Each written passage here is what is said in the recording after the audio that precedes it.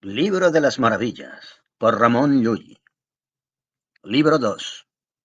De los Ángeles. Comienza el segundo libro que trata de los ángeles. Cuando Félix se hubo alejado de Blanquerna, se fue por un valle donde encontró un camino. Todo aquel día anduvo Félix sin encontrar nada de lo que se maravillase.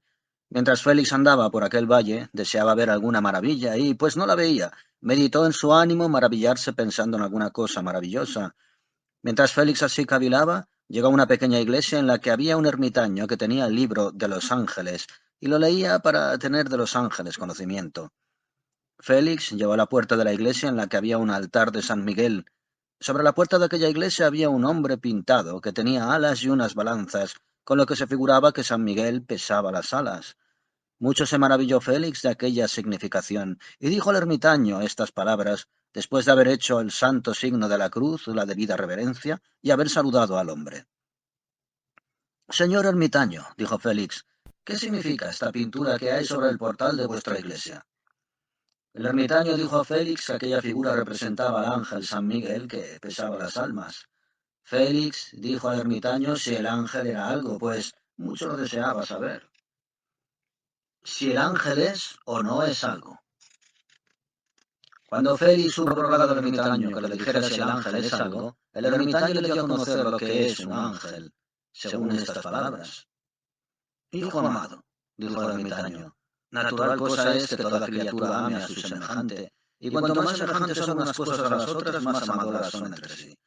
Y por esto ocurrió que un rey tenía dos hijos. El hijo mayor le era mucho más semejante en figura que el menor, y por la mayor semejanza que el hijo mayor tenía con el rey, amaba el rey más al hijo mayor que al menor. El hijo menor se parecía a la reina, la cual amaba más al hijo menor que al mayor.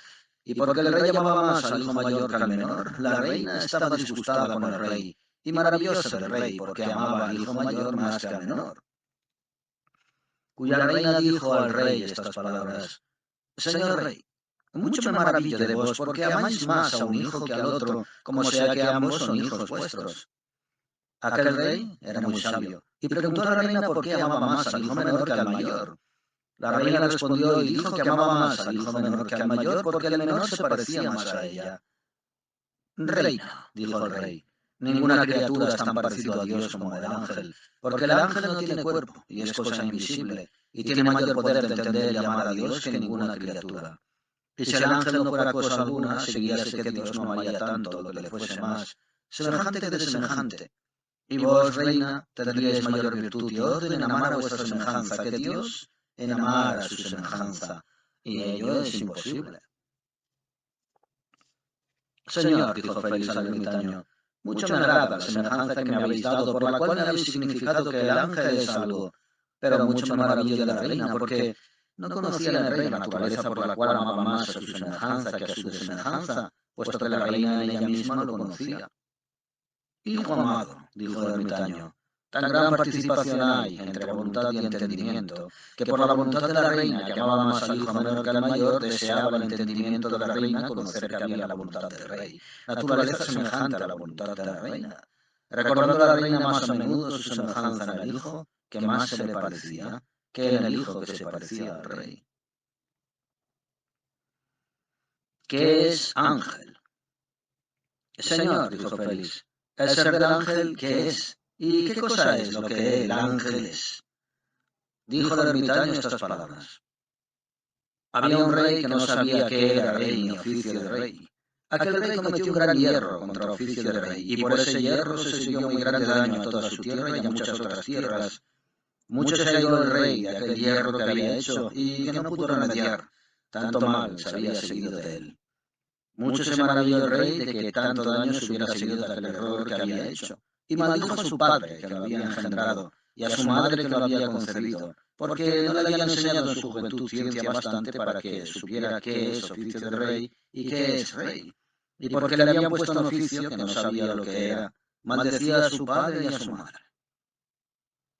Mucho se maravilló Félix de aquella semejanza que el ermitaño decía, pues no le parecía que conviniera la intención según la cual él preguntaba qué era ángel.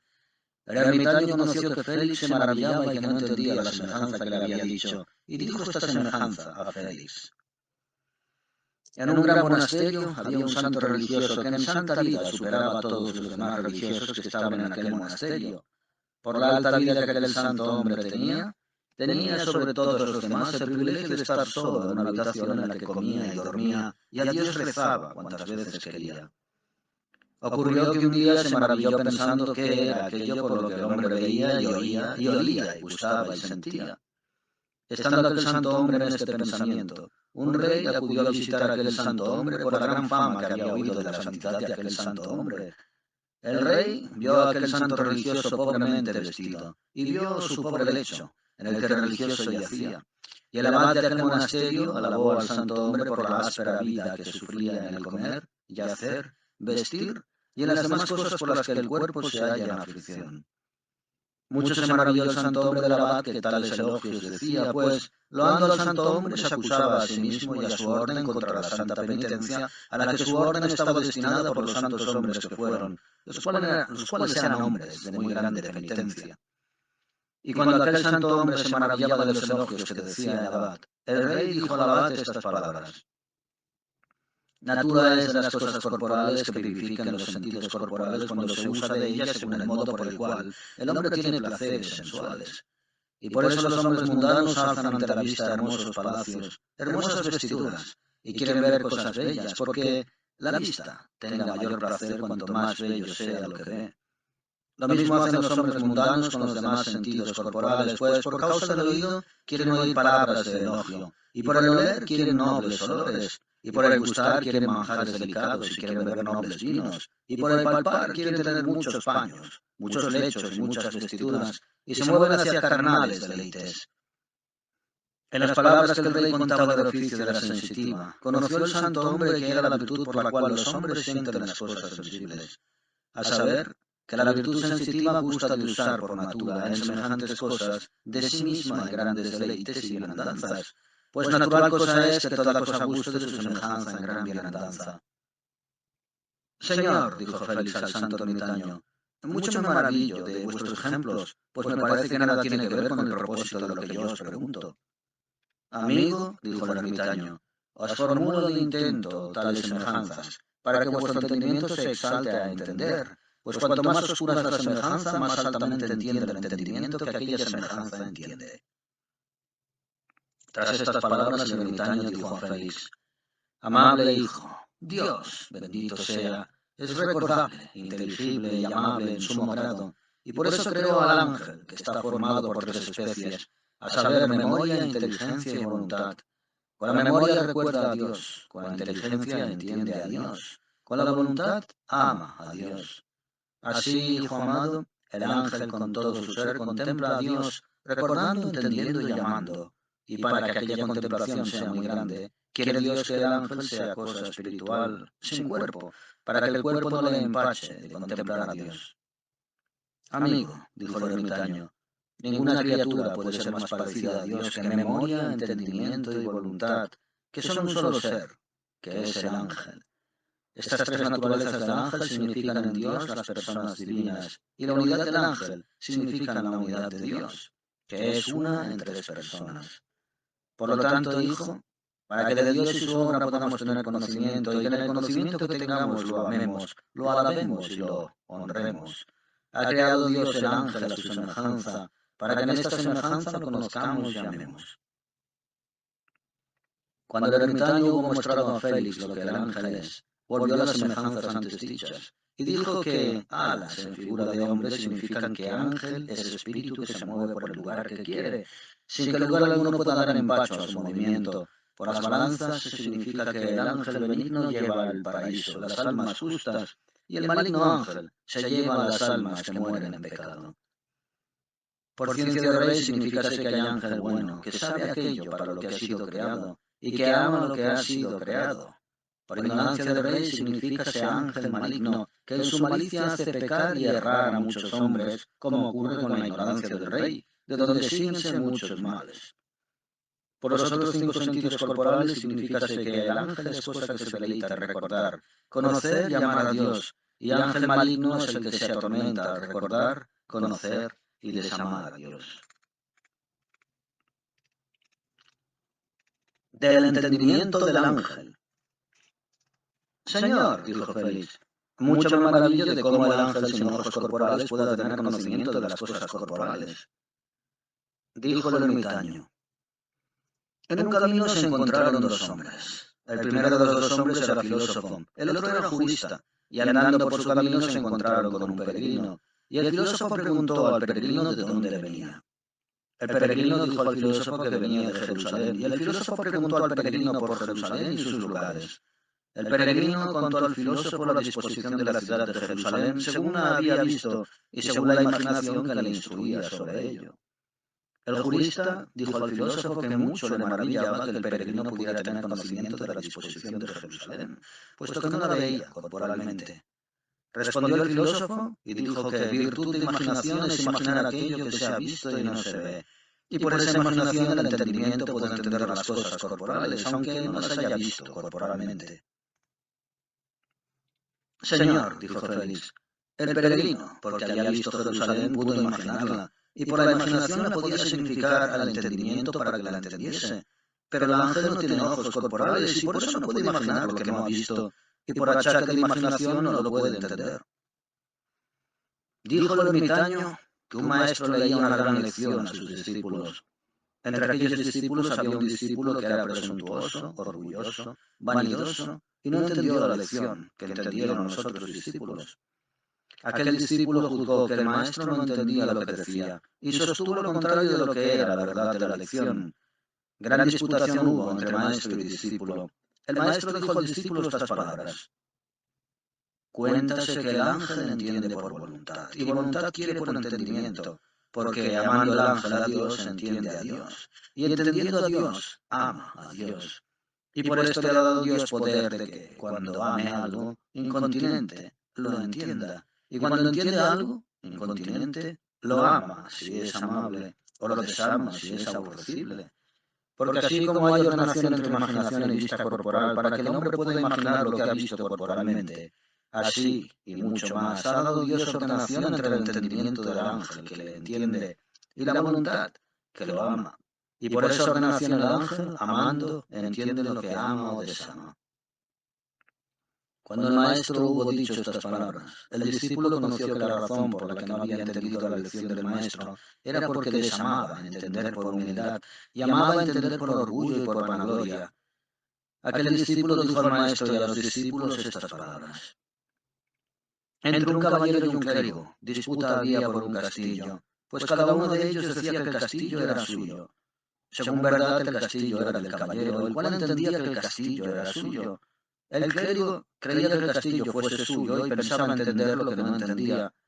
Ambos acudieron ante un juez que quería dar la sentencia del castillo. Mientras quería dar la sentencia, conoció que el clérigo más gustaba de tener el castillo que el caballero, y mucho se maravilló de esto, juez, pues, según razón natural, mayor voluntad debe tener el que entiende lo que ama que el que cree en lo que ama. Una vez claramente se hubo maravillado el juez, dijo: si el clérigo tuviera entendimiento de ángel, desamaría tener el castillo, porque el ángel benigno, según lo que ama, entiende, y según lo que entiende, ama. De la palabra del ángel. Señor ermitaño, dijo Félix, ruegos que me digáis si el ángel tiene palabra, porque si un ángel habla con otro, mucho me maravillo, como sea que palabra no convenga a cosa alguna, sino tan solo a cosa que tenga boca y lengua con que mueva el aire en el cual sea formada la palabra. Dijo el ermitaño: lees en el Evangelio de San Juan, que en el principio era la palabra, y esta palabra es la persona del Hijo de Dios, y Dios es el Padre, que engendra la palabra, que es el Hijo, sin tener boca ni lengua, pues es cosa espiritual. Y entendiéndose a sí mismo, engendra la palabra, esto es, el Hijo. Y por eso Dios ha dado virtud natural a los ángeles para que se les asemejen en tener palabras sin boca ni lengua ni movimiento del aire. Por lo tanto, así como Dios Padre, entendiéndose a sí mismo, engendra la palabra, así el ángel, amando y entendiendo a Dios y a sí mismo, habla con Dios y alaba a Dios. Y un ángel habla con otro sin boca ni lengua ni movimiento de aire. Dijo el ermitaño: un santo religioso estaba en oración, y en ella el demonio le tentó de lujuria, Aquel santo hombre recordó a una mujer muy bella, la cual se le había confesado del pecado de lujuria. Aquel santo hombre sintió en sí mismo un enardecimiento de carne, porque recordaba las palabras que la mujer le había dicho.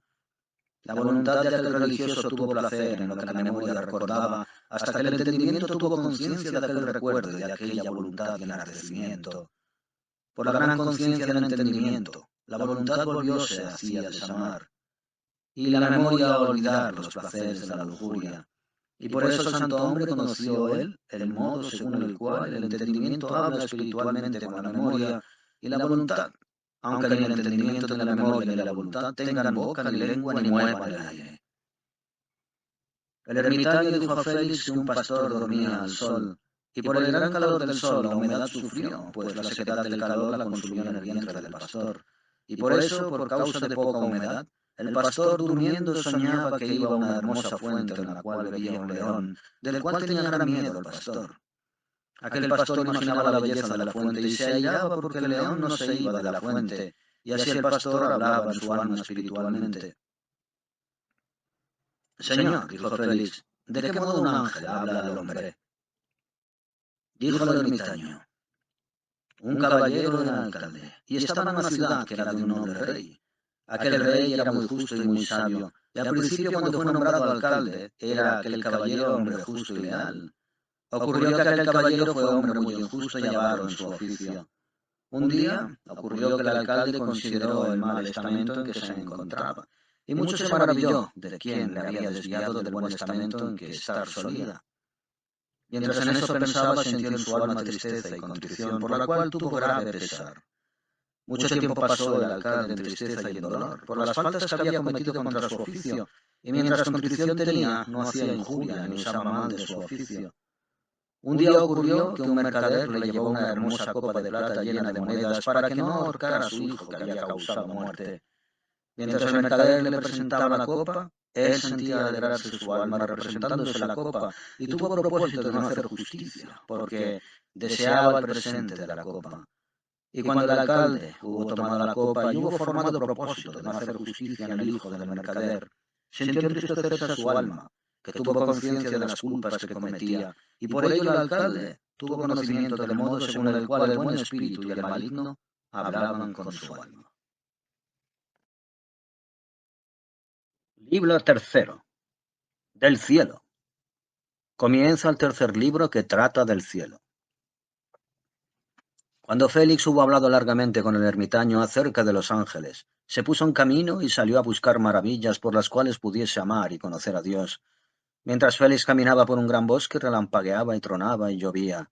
Cerca del camino por el que iba Félix, había una cueva en la que estaba un pastor para guardar a su rebaño. Félix entró en aquella cueva, porque la lluvia y el viento le estorbaban en su caminar. Félix saludó al pastor y él le devolvió agradablemente sus saludos. Félix se sentó al lado del pastor y esperó que el pastor le dijese algo. Mucho rato pasaron juntos Félix y el pastor sin que uno dijese nada al otro. Mucho se maravilló Félix de que el pastor no le dijese nada y de por qué el pastor estaba tan pensativo. Amigo, dijo Félix, ¿por qué estáis tan pensativo? ¿Y en qué pensáis? El pastor respondió a Félix y dijo, Señor, yo soy hijo de un noble burgués a quien pertenece este rebaño. Quiere darme mujer y hacerme heredero de grandes riquezas, pero como pienso dejar la vanidad del mundo y quiero tener a Dios en virginidad en mi corazón, he venido a quedarme en este bosque para poder amar y conocer a Dios. Mucho se maravilló Félix de la alta acción del pastor, al cual dijo estas palabras.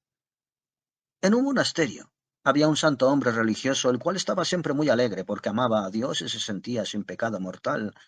Aquel santo hombre, recordando la gracia que Dios le había dispensado y por la esperanza en que estaba de la gloria celestial, estaba siempre alegre y satisfecho.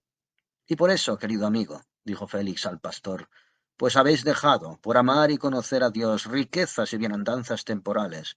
Debéis estar muy alegre y satisfecho de la gracia que Dios os ha dispensado.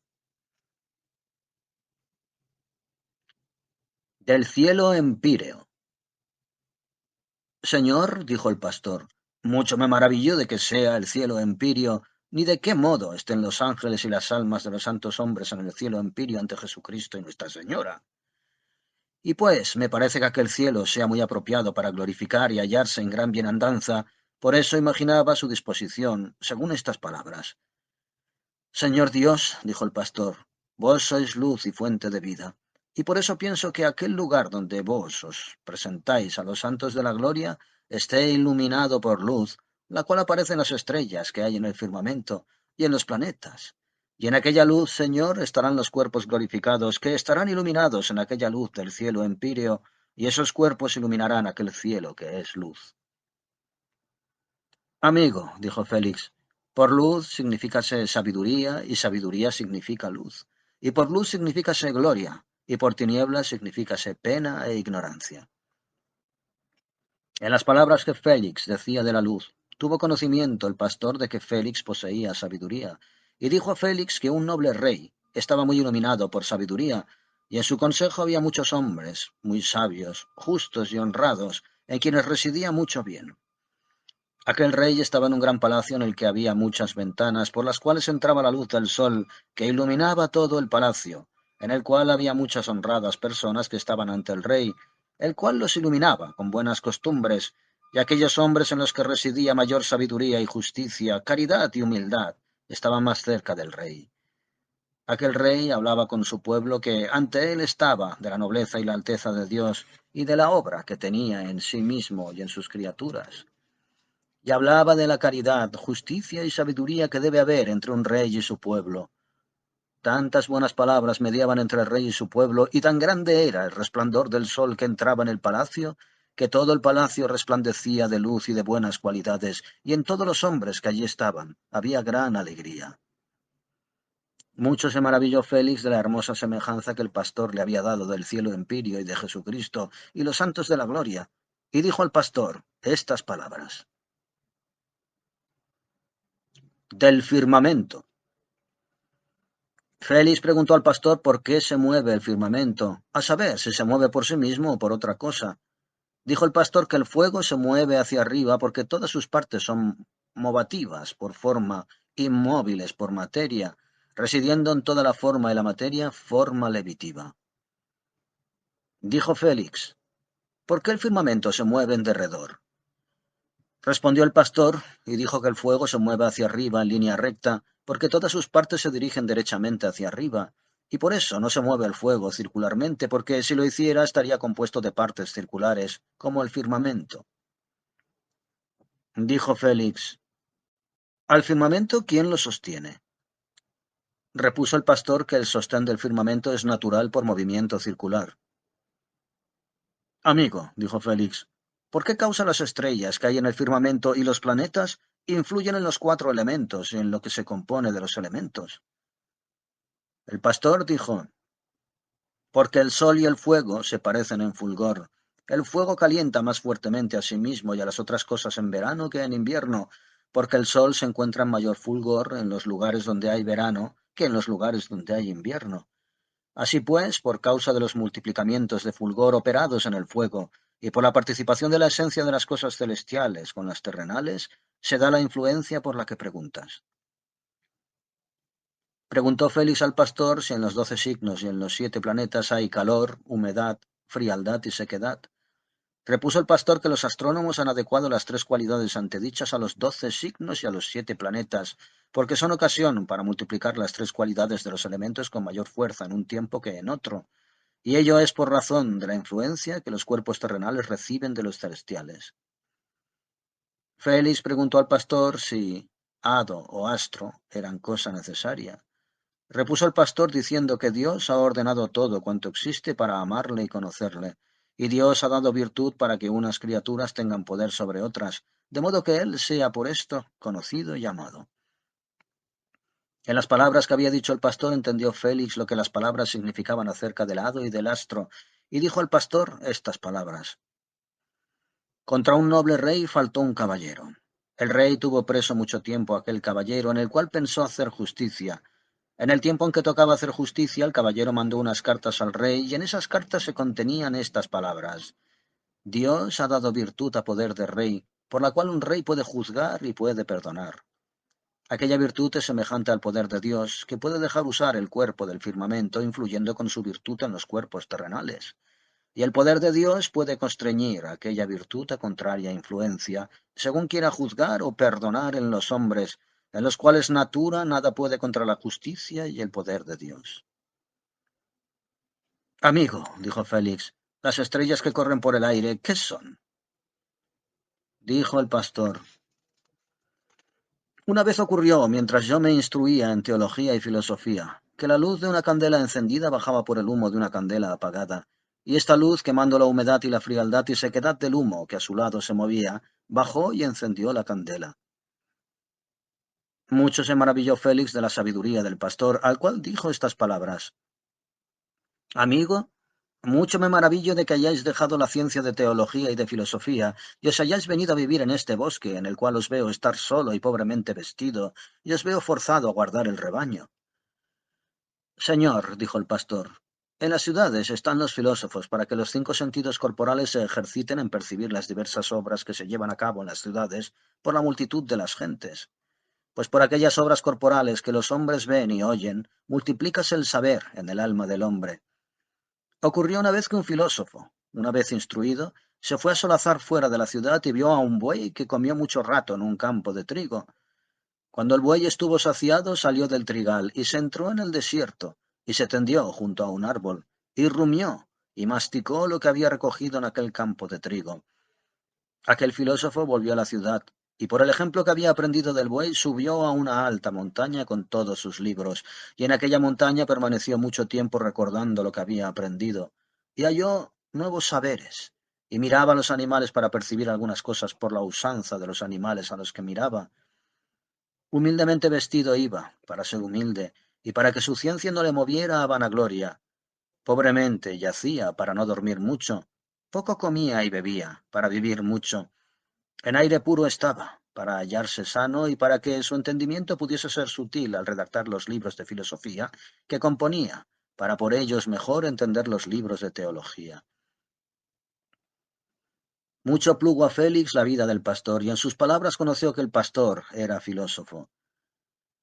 Señor, dijo Félix, el sol, ¿por qué parece mayor por la mañana que al mediodía? Respondió el pastor y dijo que un filósofo después de comer anduvo solazándose por un hermoso vergel y alegrábase en la belleza de los árboles y de sus hojas y flores y en oír los cantos de los pájaros que en aquel vergel cantaban. Esto hacía el filósofo para que el alimento que había comido mejor pudiera cocerse y para recrear y purgar su espíritu, que había estado trabajando por el estudio en que había pasado la mañana. Mientras el filósofo así caminaba, solazándose por el vergel, un discípulo suyo acudió para formularle una grave pregunta, y el filósofo dijo al discípulo estas palabras. Por la mañana, cuando desfallece la noche y viene el día, suben hacia arriba los vapores de la tierra, y estos vapores son informes, y son grandes por achaque del calor que no los ha purificado. Estos vapores infunden espesor al aire, y en este espesor represéntase por la mañana la figura del sol, el cual parece mayor en recepción y en impresión de aire grueso y confuso que el mediodía, porque la impresión de sombra es menor en aire sutil depurado que en aire grueso y confuso. Señor, dijo Félix, ¿por qué la luna es mayor en un tiempo que en otro?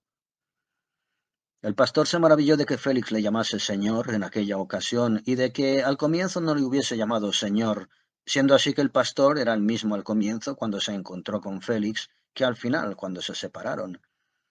Mientras el pastor así se maravillaba, conoció que el honor más conviene a sabias palabras que a ricas vestiduras. Cuando el pastor hubo considerado estas cosas, dijo a Félix estas palabras. Una mujer se adornaba y se arreglaba con colores que ponía en su cara para que pareciese hermosa a los hombres, y por esa hermosura quería que la deseasen para el deleite carnal. El marido de aquella mujer prohibió a su esposa que se pusiera colores para que las gentes no la deseasen para el pecado de lujuria, ni la mujer fuese orgullosa. Mucho desplugo a la mujer cuando pintarse, acicalarse y adornarse no osaba. Un día ocurrió que la mujer se quejó a sus amigos de su marido, el cual dijo ante los amigos de la mujer estas palabras. Ocurrió que el sol iluminó un día a la luna con todo su esplendor, y cuando la luna estuvo llena y redonda como el sol, creyó que el resplandor que el sol infundía en ella lo tenía por ella misma, y por eso la luna fue orgullosa contra el sol, el cual le quitó su resplandor poniendo entre él y la luna a la tierra. para que la luna no estuviese orgullosa por resplandor ajeno, y para que fuese defectiva en tener resplandor y forma redonda. Señor, dijo Félix, la sombra aquella que hay en la luna, ¿de qué es? Respondió el pastor. Una mujer se maravilló un día de qué era la sombra que hay en la luna. Mientras la mujer se maravillaba, se miró en un hermoso espejo que tenía, en el cual vio su faz. Y mientras así la mujer se miraba y se maravillaba de la sombra de la luna, la mujer pensó que la sombra de la luna fuese disposición de la tierra, la cual esté figurada en la luna, como lo estaba su faz en el espejo. Libro 4. De los elementos. Comienza el cuarto libro que trata de los elementos. Cuando Félix hubo estado largo tiempo con el pastor, y de los cuerpos celestiales el pastor le hubo dado conocimiento, Félix se despidió del pastor, el cual acompañó a Félix largamente por una gran floresta. Tanto anduvo el pastor con Félix que le llevó hasta un camino por el cual iba una doncella cabalgando en su palafrén. Señor, dijo Félix al pastor, ¿sabéis a dónde lleva este camino? Respondió el pastor y dijo que aquel camino llevaba a una ciudad que estaba bastante cerca de aquel lugar. En aquella ciudad viven dos hijos de un rey muy noble y muy sabio que estudian. El hijo mayor estudia ciencias naturales y el hijo menor estudia armas. La doncella que veis viene del hijo menor del rey y se la ha mandado la reina, la cual ama más al hijo menor que al mayor. Félix se maravilló de por qué la reina amaba más al hijo menor que al mayor. El pastor dijo a Félix que la reina ama más caballería en su hijo que sabiduría. Mucho se maravilló Félix de tal amor, pues por armas están los hombres en peligro de muerte, y por sabiduría sabe el hombre esquivar peligros y ocasión de muerte.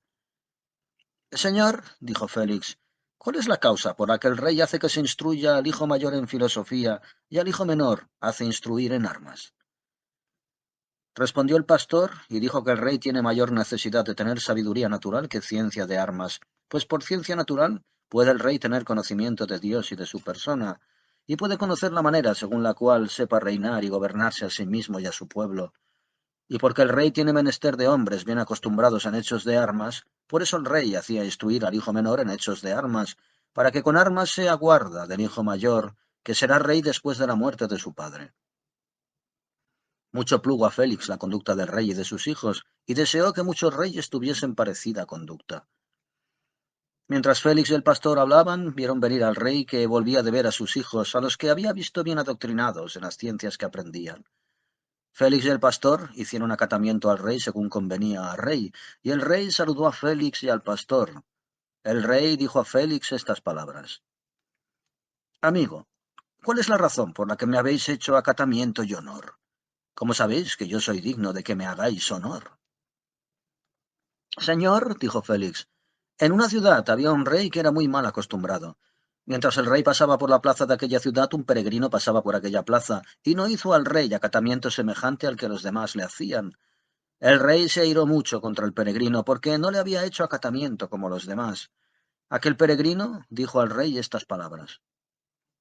Dos peregrinos salían de Jerusalén el día que yo entraba en ella. Ambos lloraban y gemían por el deshonor que todo cristiano recibe en la posesión que los sarracenos tienen en Jerusalén, cuyos sarracenos rinden honras a Mahoma su profeta, el cual dijo que Jesucristo no es Dios. Mientras los dos peregrinos así lloraban, uno de los dos dijo al otro que 6 hombres que son cristianos hay en el mundo que son reyes, los cuales podrían dar a cristianos aquella santa tierra de ultramar si quisieran, y no tienen tanto cuidado de honrar a Jesucristo como de honrarse a sí mismos, y por eso no son dignos de honor. Y vos sois uno de esos reyes, por eso no sois digno de que se os haga acatamiento ni honor. Cuando Félix hubo dicho estas palabras al rey, dijo que un rey es digno de honor porque Dios le ha honrado para honrar su honor. Y porque vos, señor rey, educáis a vuestros hijos para honrar a Dios, sois digno de que se os haga honor. Cuando Félix se hubo alejado del rey y del pastor, siguió camino adelante y llegó a aquella ciudad donde estaban los dos hijos del rey. Félix llegó al palacio del rey donde el hijo mayor oía lección de filosofía. De la simplicidad y composición de los elementos. En una silla estaba sentado un filósofo que leía al hijo del rey y a los hijos de otros varones filosofía, diciendo estas palabras. De los tres elementos, el fuego es simple elemento por cuanto tiene propia forma y propia materia. Y esa forma y materia tiene apetito una de estar en la otra, sin mezcla de ningún elemento. Y lo mismo síguese de la simplicidad que hay en los demás elementos, a saber, aire, agua y tierra, porque todos los elementos están mezclados y cada uno está en el otro. Y por eso el fuego simple no puede estar en parte alguna sin los demás elementos, con los cuales se compone dando su calor al aire y recibiendo sequedad de la tierra, y calentando el agua para destruirla, y calentando el fuego al aire, calienta el agua, porque el aire da humedad calentada al agua y el agua la recibe, que mortifica la frialdad que ella tiene en sí misma, y esa agua mortifica en sí misma aquel calor, y ese calor pasa a la tierra que del agua recibe frialdad y en esa frialdad la tierra recibe el calor del fuego que ha entrado en el agua por el aire. Aquella tierra recibe humedad del agua, recibiendo de ella frialdad, y esa humedad entra en el agua recibiendo del aire humedad, y esa humedad contradice en la tierra la sequedad, y con esa sequedad mortifica la tierra la humedad del aire, y recibiendo el fuego de la tierra sequedad, recibe en sí la humedad del aire que pasa al agua, y recibe la frialdad que pasa a la tierra, y recobra el calor que puso en el aire, y que el aire puso en el agua, y que el agua puso en la tierra, y que la tierra puso en el fuego, y ese calor es digerido y mortificado cuando ha pasado por todos los demás elementos.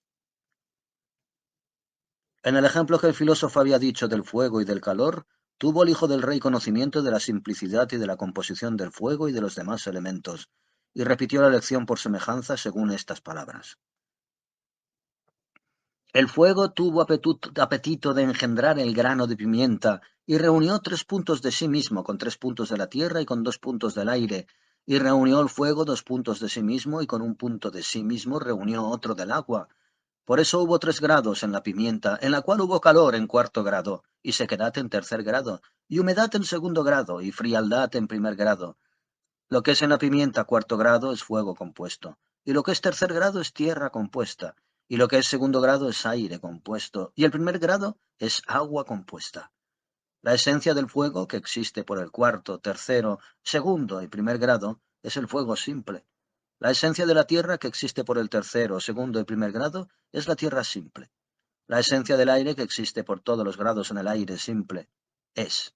La esencia del agua, que existe por todos los grados, es el agua simple. De la generación y corrupción de los elementos. El filósofo dijo que generación de elemento hay cuando engendra el elemento a sí mismo en alguna cosa elementada, como el fuego, que engendrando el grano de pimienta engendra su complexión de caliente natura, complexión de seca, húmeda y fría natura, corrompiendo en la tierra complexión fría y húmeda, en el aire complexión húmeda y caliente, y en el agua complexión húmeda y fría. Cuando el filósofo hubo significado la generación y la corrupción de los elementos en el grano de pimienta, el hijo del rey repitió la lección mediante esta semejanza. Justicia quiso engendrar caridad en un hombre pecador, en el cual había injuria. La injusticia movió la memoria de aquel hombre a recordar, y el entendimiento a entender, y la voluntad a amar la caridad de Dios. Sabiduría dio el modo de conocer a la justicia por la cual moviese la memoria a recordar, y el entendimiento a entender, y la voluntad a amar. Ocurrió que injuria contrastó a justicia, e ignorancia a sabiduría. Mas fortaleza ayudó a la justicia y templanza a la sabiduría, y por esa ayuda fueron vencidas injuria, ignorancia, flaqueza y gula, y fue engendrada caridad en la cual residieron justicia, sabiduría, fortaleza y templanza. Mucho se maravilló Félix de la gran ciencia del hijo del rey, al cual preguntó cómo los elementos que no tienen discernimiento pueden engendrar y corromper los cuerpos alimentados, y cómo pueden darles forma y color según la disposición que tienen, porque parece que no pueden hacer tal obra sin discernimiento. El hijo del rey dijo que Dios ama en sí mismo a su semejanza, y por ese amor Dios Padre engendra a Dios Hijo, y al Hijo engendra al Padre de su misma sabiduría. Y por eso ha dado Dios poder a los elementos que en el poder de Dios tengan algún apetito para engendrar a sus semejanzas, que tienen en los cuerpos compuestos según la disposición de aquellas especies. Señor, dijo Félix al hijo del rey, ¿por qué natura la candela encendida enciende otra candela sin la disminución de aquella luz? Respondió el hijo del rey, y dijo que la forma y la materia del fuego quieren tener por perfección la candela encendida, y en otra candela que no esté encendida puede la forma del fuego engendrar de sí misma otra forma, y de su materia puede engendrar a otra materia en la candela encendida, y por eso no mengua la luz que engendra la luz en la candela que enciende. Mientras el hijo del rey iba diciendo estas palabras, su maestro le reprendió por no haber respondido a Félix mediante semejanza, y por eso el hijo del rey dijo a Félix estas palabras. Dios ha dado natura a hombre y a hembra, y a las plantas, para que cada cual engendra a su semejante sin corrupción de su ser específico, como a hombre y a mujer que engendran hijos sin que se corrompan ni el padre ni la madre en la generación del hijo.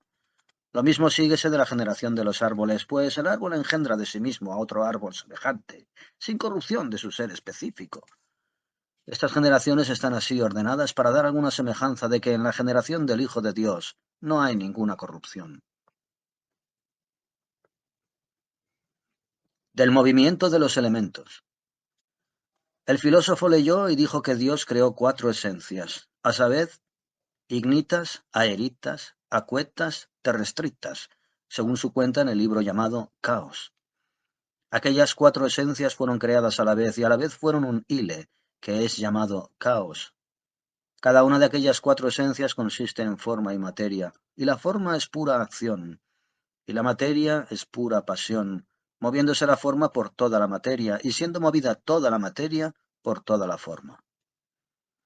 Mucho se maravilló Félix de estas palabras, pues le pareció que no podía haber movimiento en la forma y la materia del fuego, ya que toda la materia está en la forma, y la forma en la materia.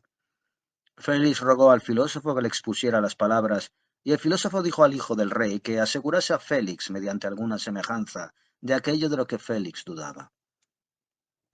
El hijo del rey dijo que en la esencia de Dios hay 3 personas, según se cuenta en el libro del Gentil y en el libro de los artículos. Aquellas 3 personas carecen las 3 de movimiento, engendrando el Padre de sí mismo al Hijo, y emanando del Padre y del Hijo al Espíritu Santo. Y porque Dios Padre, de todo Él mismo, y en todo Él mismo, engendra al Hijo, y da origen al Espíritu Santo, y ello infinitamente y eternalmente. Por eso no puede haber en Él movimiento, pues como significación de que en la obra que Dios tiene dentro de sí mismo no hay movimiento, quiso Dios crear en los elementos natura de movimiento, el cual se halla dentro de los elementos por poder y por natura, como quiera que la forma esté en la materia y la materia está en la forma. Y este movimiento puede estar en ellos intensamente, puesto que la forma y la materia son distintas por esencia, por dignidad, mayoridad y minoridad. Félix dijo al hijo del rey cómo el fuego podía bajar hacia abajo, como sea natural cosa en él subir hacia arriba, y como quiera que la esfera del aire y la esfera del agua se interpongan entre él y la tierra. Respondió el hijo del rey y dijo que en un cuerpo elementado están los elementos mezclados, y están unos elementos en otros, como en el vaso en el que están mezclados el vino y el agua, hallándose cada parte del vino en alguna parte del agua, y cada parte del agua hallándose en alguna parte del vino, descendiendo y subiendo las partes del fuego por todo el cuerpo compuesto del vino y del agua. Y este descenso hace el fuego simple para que puedan ascender las partes del fuego compuesto que se hallan bajo las partes del aire, el agua y la tierra. Del rayo. El filósofo dijo que el rayo es quemazón súbita de vapores secos, en los cuales la materia y la forma del fuego están cerca de hallarse sin mezcla de los demás elementos.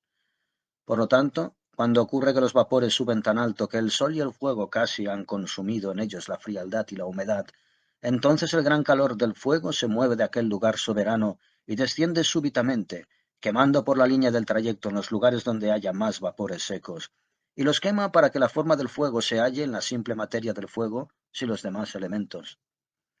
Cuando el filósofo hubo dicho estas palabras, y muchas otras acerca del rayo, dijo al hijo del rey que repitiera la lección mediante alguna semejanza. Señor maestro, dijo el hijo del rey, una vez ocurrió que un filósofo iba a recrearse por un hermoso llano con muchos de sus discípulos, y en aquel llano había muchas hendiduras que el calor del sol había hecho en la tierra, consumiendo en la tierra la humedad y la frialdad. Aquel filósofo preguntó a uno de sus discípulos si el sol podía haber hecho súbitamente en un momento aquellas hendiduras en la tierra, si tuviera grande abundancia de calor. Aquel discípulo respondió y dijo que aquello que un pequeño fuego tarda 1 hora en quemar, podría quemar otro fuego en un momento. Tan grande podría ser su cantidad de calor. Señor, dijo Félix al hijo del rey, el rayo, ¿por qué se mueve al sesgo y no baja hacia abajo en línea recta? Respondió el hijo del rey y dijo que una vez ocurrió que un maestro echó por la ventana un barquillo que se movió al sesgo en su recorrido hasta caer al suelo.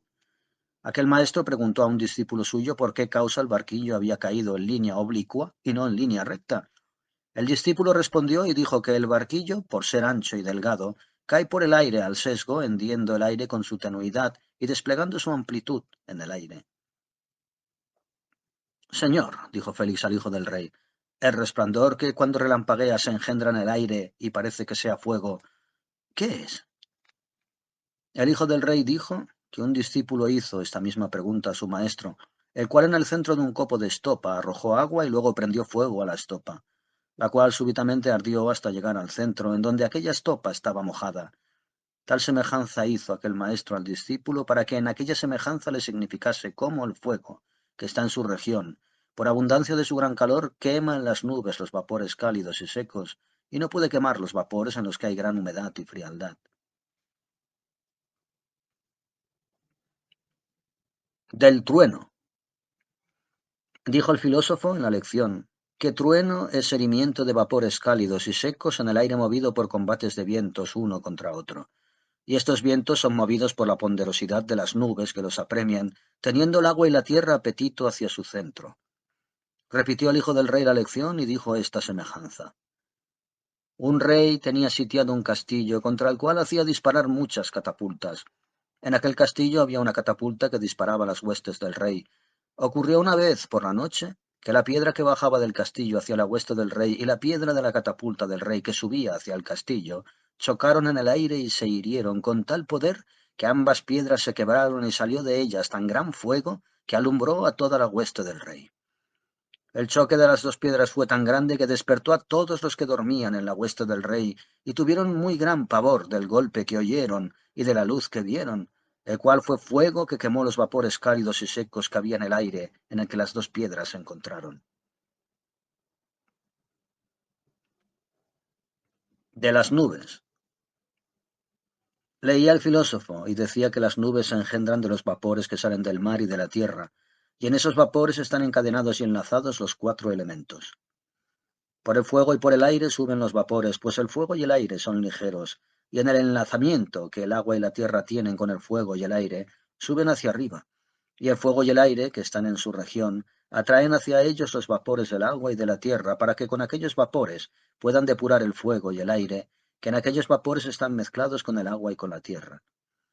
Cuando aquellos vapores han subido hacia arriba y el fuego y el aire los ha separado, entonces se reúnen el agua y la tierra, y forman un cuerpo amplio y tenue, y toman figura de nube, y esta nube se sostiene en el aire como la nave en el agua, y las nubes tienen del fuego y del aire el apetito de ascender, y por el agua y la tierra tienen apetito de descender, y por eso las nubes son móviles por sí mismas, y también por los vientos, de los cuales participan, los cuales mueven a las nubes por el aire como hace la nave sobre el agua.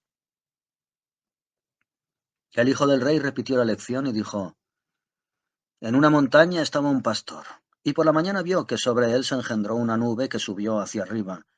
Mucho se maravilló el pastor de aquella nube y de la subida hacia arriba que hacía. Mientras él así se maravillaba, vio un gran fuego, del que salía gran humo que subía hacia arriba y por el aire se esparcía. Aquel humo subía porque el fuego lo empujaba, y porque el fuego y el aire que había en el humo tenían apetito de ir hacia arriba. Aquel humo no se podía convertir en nube, pues ya tenía demasiado vapor cálido y seco a causa del fuego del que el humo salía. Dijo Félix al hijo del rey, Señor, ¿por qué las nubes son de diferentes colores? El hijo del rey dijo que un agua pasaba por un lugar que estaba lleno de piedras rojas, y después pasaba por otro lugar donde había piedras blancas, y por eso el agua, según los lugares por los que pasaba, se diversificaba en color. De la lluvia. En la lección que el filósofo leía al hijo del rey se contenía que la lluvia se engendraba ya en lo alto del aire, de las nubes que se separaban en partes propias elementales, a saber, que el fuego se depuraba en las nubes por calidad cálida y seca, y el aire por calidad húmeda y cálida, y el agua por calidad fría y húmeda, y la tierra se depuraba por calidad seca y fría. y por eso las partes de los elementos que en las nubes están mezcladas se separan unas de otras según son diversas y contrarias, y se reúnen según son diversas y concordantes. Por eso, pues, el fuego y el aire se separan en las nubes del agua y de la tierra, y muévense hacia arriba por la ligereza que tienen. Y debido a que por la ponderosidad del agua y de la tierra hacia abajo se mueven el agua y la tierra, por eso se engendra la lluvia, que se separa en el aire en muchas partes de agua y de tierra, en las que hay mayor cantidad de lo frío y lo seco que de lo cálido y lo húmedo. Mucho se maravilló Félix del maestro, que decía que en la lluvia había mayor sequedad que humedad, puesto que la lluvia es de complexión fría y húmeda. Mientras Félix así se maravillaba, el hijo del rey repitió la lección diciendo estas palabras. La tierra es seca por natura, y el agua es fría por natura. Y allá en lo alto, en el disolvimiento de las nubes donde se engendra la lluvia, están el agua y la tierra en mayor participación que en la esfera por la que la lluvia se mueve hacia su centro. Pues en el aire por el que se mueven se multiplica la humedad de la lluvia, mas por el movimiento del agua que se mueve hacia abajo y por el apropincamiento de la tierra que hacen en su centro, la humedad no puede impedir el descenso de la lluvia. Mucho se maravilló Félix de la sabiduría del hijo del rey, que repitió de tal modo la lección que quedó asegurado en aquello de lo que dudaba. Señor, dijo Félix al hijo del rey, ¿por qué la lluvia es provechosa a los árboles y a las plantas y a las otras cosas que habitan en la tierra? Respondió el hijo del rey y dijo que el fuego y el aire, que están aquí abajo en la tierra, tienen apetito de ir hacia arriba, y por eso crecen hacia arriba las plantas y los animales, pues las partes que son ligeras se mueven hacia arriba por lo cálido y lo húmedo, pero porque el fuego es cálido y seco, y aquí abajo la tierra domina al aire, consúmense aquí abajo la humedad y la frialdad, y por eso baja la lluvia aquí abajo, para que en los cuerpos elementados multiplique humedad y frialdad, habiendo concordancia entre el aire y el agua por cálida húmeda y fría, y por esa cálida humedad y fría crecen los cuerpos elementados en cantidad de amplio y de profundo, para que los cuerpos sean gruesos y espesos. Y esta natura es tal porque el aire tiene natura de llenar, y el agua de construir lo que está lleno, y la tierra hace lo contrario de lo que hace el aire en cuanto es evacuable, y el fuego obra contra el agua en cuanto es dispersivo. Y por eso, por el fuego y la tierra, son las plantas y los árboles de derecha y delgada y alta cantidad y situación.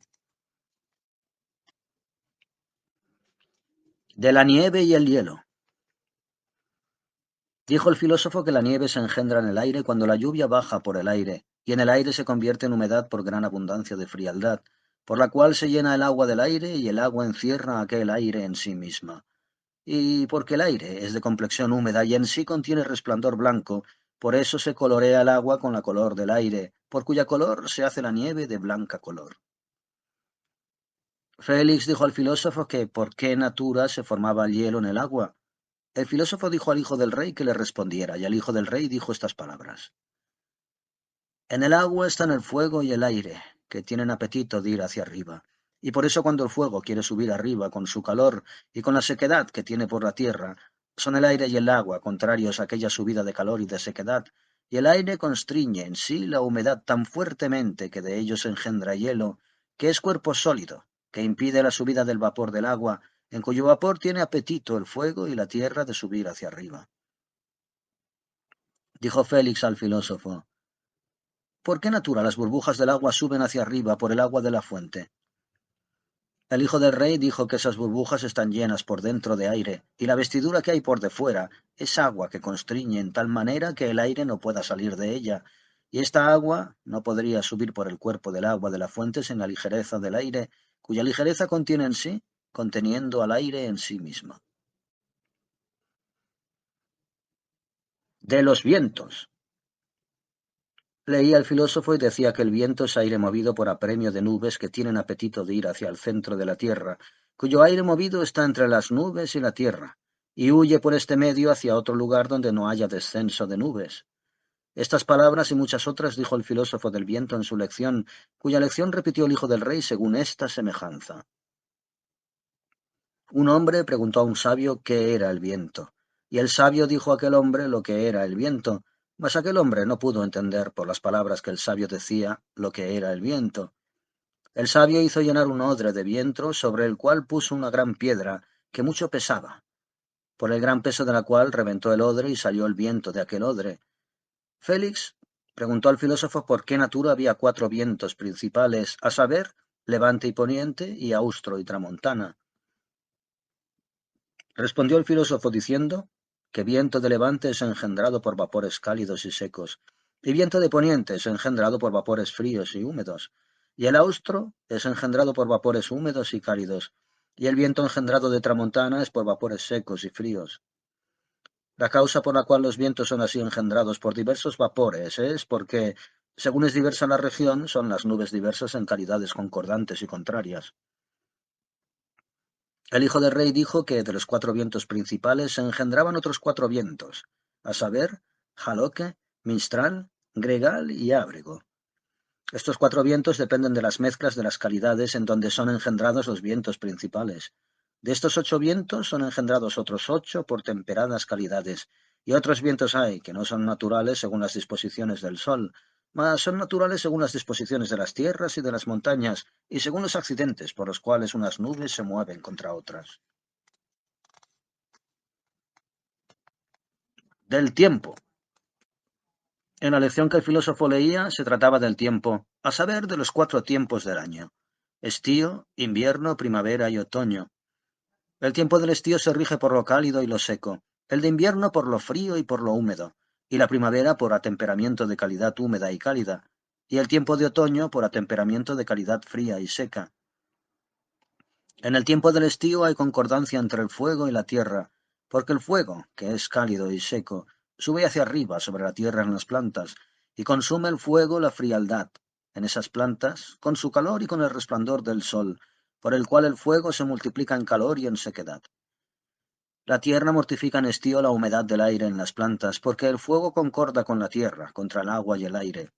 Y por eso en el estío se opera la digestión de las plantas y maduran las frutas y se sazonan las simientes y los humores de los animales, y se cosecha el trigo. En otoño se constriñe la tierra con el agua que la constriñe, por cuyo constreñimiento permanecen los vapores bajo la tierra, que no pueden subir hacia arriba, y entonces comienza la generación de las simientes que se siembran. En el tiempo del invierno empiezan a brotar las simientes que se siembran sobre la tierra, por la humedad del aire que se mezcla con la frialdad del agua, y por esta agua pasa el vapor de la tierra desecada y recalentada en otoño, y por este vapor nacen las plantas que, por cálida y seca y húmeda complexión, suben hacia arriba, creciendo sobre la tierra. En primavera brotan, florecen y dan hoja y ramas los árboles y dejan caer los frutos, porque por el calor y la humedad suben hacia arriba, y la frialdad y sequedad retienen aquella humedad y calor en los lugares bajos, en los cuales maduran los frutos en estío, por calor y por sequedad. Estas razones y muchas otras dijo el filósofo acerca del tiempo del año, el cual año dijo que consiste en los cuatro tiempos antedichos, y consiste en 12 meses y en 52 semanas, y en 365 días y 6 horas, cuyas 6 horas forman bisiesto en el cuarto año, en el que hay 366 días, habiendo 24 horas en un día natural. Señor, dijo Félix, ¿por qué natura hace mayor frío en el alba que en la medianoche? A esa pregunta respondió el hijo del rey, y dijo que porque el sol, que es cálido en el fuego, comienza a salir en el alba, huyen los vapores que son fríos y húmedos del sol, que es cálido y seco por accidente, y esos vapores se reúnen en aquel lugar en donde están los hombres cuando es el alba.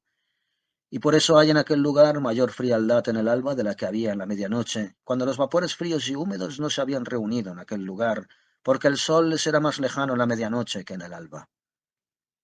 El filósofo preguntó al hijo del rey por qué natura hacía mayor frío en las colinas que en los llanos, puesto que el sol está más cerca en los lugares altos que en los lugares bajos.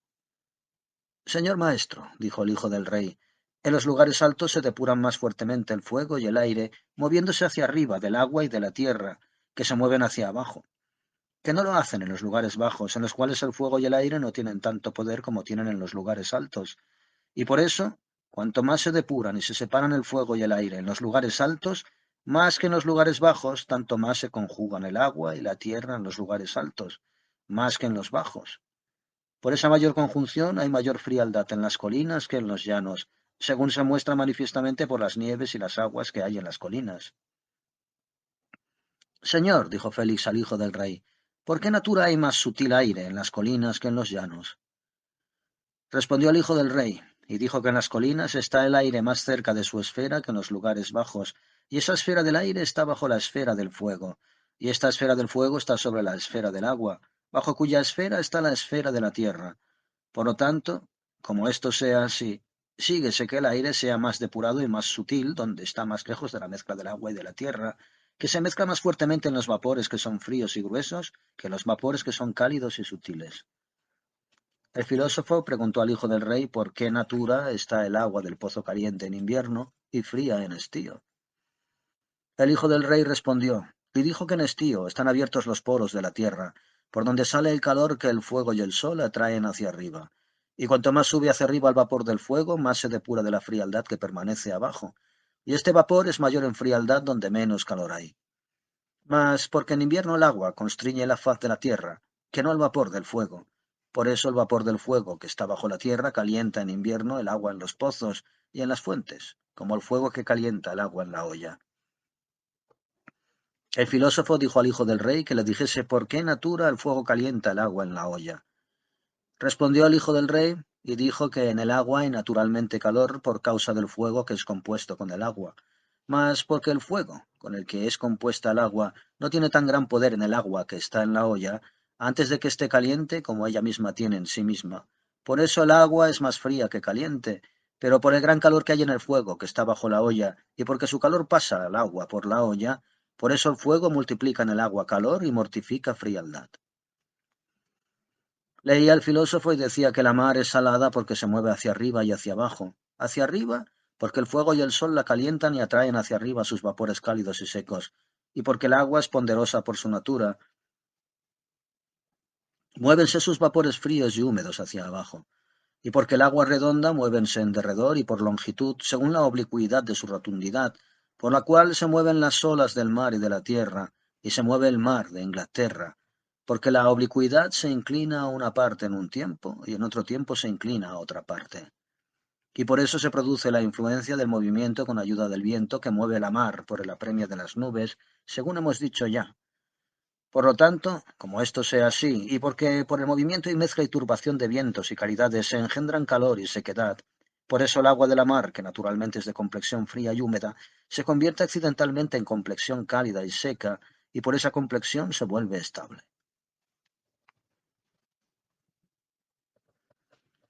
De la batalla que se hizo ante los dos hijos del rey. Mientras daba el filósofo su lección en un hermoso vergel, entró con el hijo del rey y con otros discípulos, en la compañía de los cuales estuvo Félix.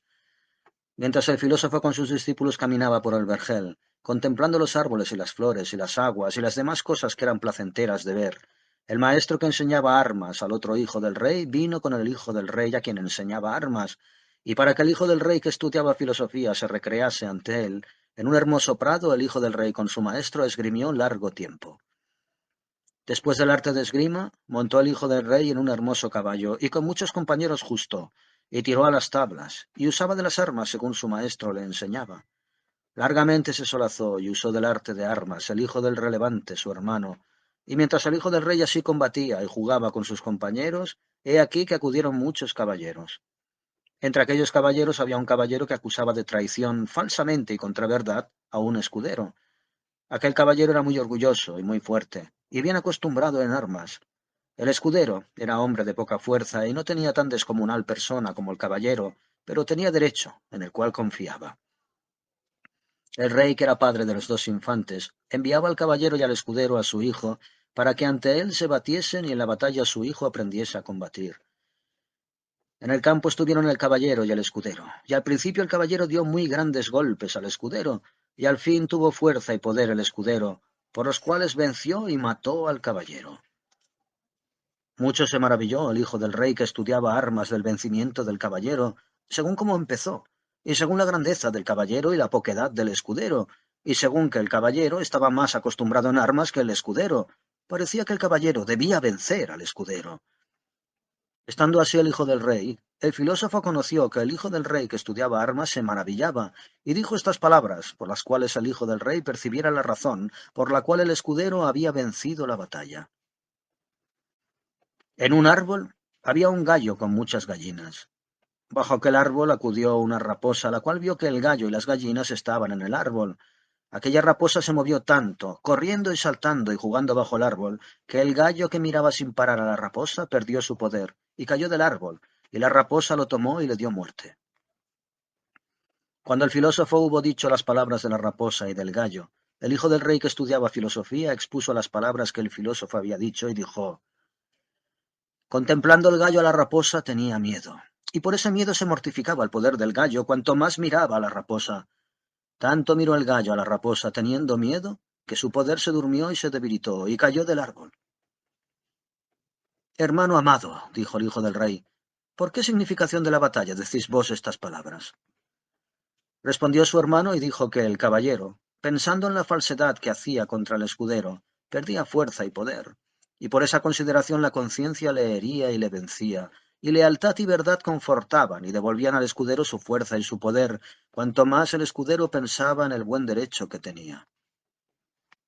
Mucho se maravilló Félix de que el hijo del rey que estudiaba filosofía conociese mejor la causa por la cual fue vencido y muerto el caballero que su hermano, que estudiaba armas, y alabó y bendijo a la ciencia sobre todas las cosas. Félix preguntó al filósofo por qué cayó el gallo del árbol y no cayeron las gallinas. El filósofo pidió al hijo del rey que estudiaba armas que respondiera a la pregunta, ya que el hijo del rey estuvo conturbado y no sabía qué responder a la pregunta, y dijo a su maestro que respondiera a la pregunta. Y el maestro dijo que él era maestro para que supiera mover su cuerpo y herir con gran golpe y mantenerse firme, y el filósofo era maestro para dar doctrina al entendimiento de su hermano, por la cual entendiese su entendimiento altas cosas y sutiles. Cuando el maestro se hubo excusado de responder a la pregunta, el hijo del rey que estudiaba filosofía resolvió la pregunta y respondió y dijo: por un camino iba un hombre con su mujer, y en aquel camino encontraron una gran serpiente. Aquella serpiente era tan grande que por la gran grandeza de la serpiente tuvo el hombre tan gran miedo que murió de miedo junto a la serpiente. La mujer tuvo gran miedo de la serpiente y hubiera muerto de miedo, mas confiábase en que su marido la ayudaría contra la serpiente. Incontinente que el hombre hubo muerto, la serpiente tomó a aquel hombre y se lo llevó fuera del camino y se lo comió. La mujer huyó con muy gran miedo y hubiera muerto de miedo si la serpiente hubiese dejado a su marido y la hubiese perseguido. El filósofo preguntó a sus discípulos cuál es la principal razón por la que se traba batalla entre dos hombres. Respondió el hijo del rey que estudiaba filosofía, y dijo que la solución de la pregunta estaba resuelta en las palabras citadas acerca de la raposa y del gallo y de las gallinas, a saber, que conciencia vence y hiere a todos aquellos que combaten con entuerto, a quienes mantienen su derecho, y que verdad y lealtad dan fuerzas a todos aquellos que con derecho se baten. Félix dijo al hijo del rey que algunas veces ocurre que algunos hombres que no tienen derecho en la batalla vencen a los que tienen derecho. Respondió el filósofo, y dijo que un hombre era muy lujurioso. Aquel hombre tenía un hijo a quien mucho amaba, y Dios le quitó a su hijo a causa del pecado de lujuria. Para que se corrigiera de la lujuria y sufriera pacientemente la muerte de su hijo, quiso Dios que el hijo muriera, la muerte del cual fue ocasión al padre de castidad, paciencia y caridad.